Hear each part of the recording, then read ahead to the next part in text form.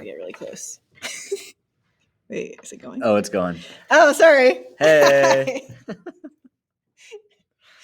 You're going to learn about bacterial shapes. How do you pronounce this? It's Italian. Cocci. Is it really? It's probably not. Bacilli and spiral are the 3 different bacterial shapes. As you can see, this looks like a Tic Tac. This looks like a cheese curl. That looks like a billiard ball. Yeah. You're going to move these and match them.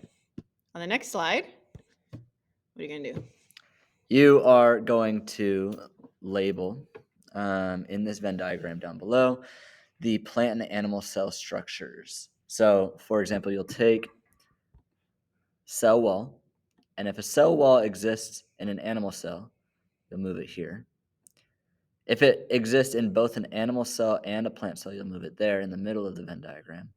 Or if it only exists in a plant cell, you'll move it there. So place each of those green text boxes in the correct part of that Venn diagram, and you can use this diagram, you should use this diagram, to help you figure out where they all go. But what are these structures? Great question. You're going to find out. This is a picture of a cheek cell. Well, 2, actually. What's this? Should recognize it from an earlier lesson. Looks familiar. It's an onion skin. Woo! All right, we're going to learn about the nucleus. Here we go. The nucleus is the organelle in cells that stores DNA, also known as deoxyribonucleic acid. It is often called the control center. Thanks a lot. Of a cell. It might help to think about it like the brain of the cell. When you see a picture of a cell, the nucleus looks like a big circular blob somewhere in the center of the cell. Like this, or this, or this. It's important to remember that animal cells and plant cells have nuclei, but bacteria cells don't. Instead, their DNA just floats around the cell in a big clump. I don't think they can see us. No, we're acting for you. Next paragraph says, the cell membrane is the gatekeeper and guardian of the cell's contents. All cells are contained by a cell membrane that keeps the pieces inside. When you think about a membrane, imagine it like a big plastic bag with some tiny holes. That bag holds all of the cell pieces and fluids inside the cell and keeps any nasty things outside the cell. Ugh. Cytoplasm is the jelly-like fluid that fills a cell. Cytoplasm is really fun to say. You could try it right now if you want. It is made up of mostly water and salt. The main function of mitochondria is to produce energy for the cell. They are found in both animal and plant cells. What about chloroplasts? Well, let me tell you. Chloroplasts are in plant cells, but not in animal cells. Chloroplasts use photosynthesis to get energy from sunlight. Plants produce their own food from sunlight. Animals get energy from other matter from eating their food. Cell walls are only in plant cells because plant cells do not move. Unlike plant cells, animal cells only have a cell membrane and no cell wall. Animal cells allow for more movement than plant cells, which are stiffly attached to their neighbors by cell walls. Animal cells are also able to move around the organism when necessary. Plant cells are less able to do this because the plant cell walls keep them in place. How'd you know what that said? I know everything. There we are. We back. Hello. All right, now that you have learned about the structures inside a cell and their functions, now you're going to fill out this graphic organizer. Did you know that the way an object is shaped or structured determines many of its properties and functions? Plant and animal cells have different organelles because they have different functions. So what you're going to do is fill out each box, and the example of chloroplast has been done for you. So you can see chloroplast. I don't feel like those answers are supposed to be in there. Ah! Get them out. Don't look. Whoops. Crazy. All right, so chloroplast is filled in for you.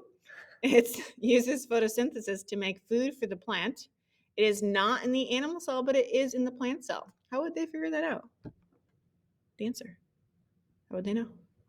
Oh, there's a couple options. They could go back to this slide that we just read together.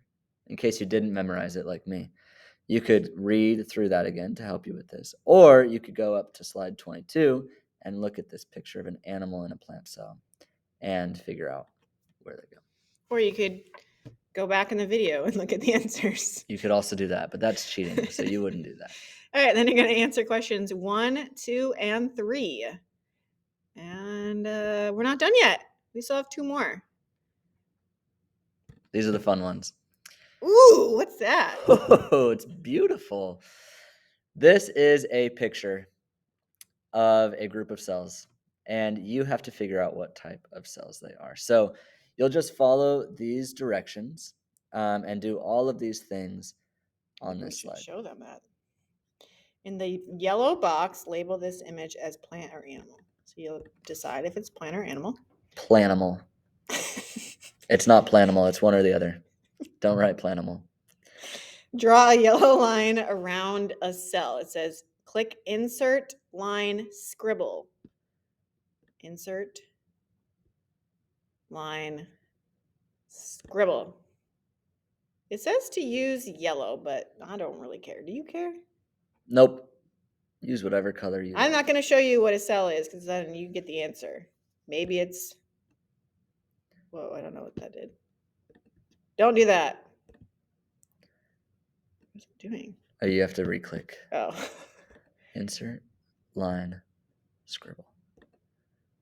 Okay. You got to click and drag to draw your little scribble. Oh. Okay, maybe I think that's a cell. Ooh, that's really hard. It's hard to see. I'm going to make it bigger. 8 point. Nice. Maybe that's a cell. How do I move it? Oh. Maybe I think. It doesn't want to move. There you go. Maybe I think that's a cell. Maybe that thing's a cell. Anyways, you're going to use an arrow to point to the nucleus. Click insert line arrow. Insert line arrow. What do you think is the nucleus?